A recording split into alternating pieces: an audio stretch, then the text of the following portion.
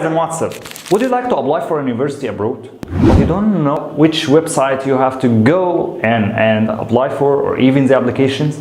Alright, I will give you in that video the websites, the best websites to apply for a university in anywhere, such as College Board. But College Board is just for American universities. So if you enter into a College Board, you can find all of the American universities and you can apply for, and you can find all information. Even they offer a scholarship for funded or not, they have a fee waiver for your application or not, and you will learn how to apply for it.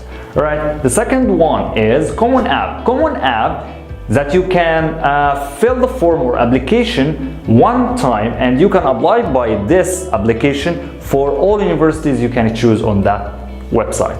Alright, and that website offers universities from any country, not just from United States, but for other countries.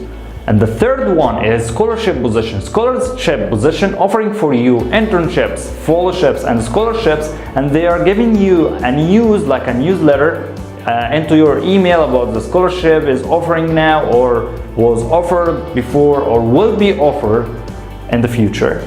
And it's so benefit. So follow us on English Explorer to know more about this kind of scholarships, and don't forget to subscribe for our channel English Explorer and share for your friends to benefit them. So thank you guys.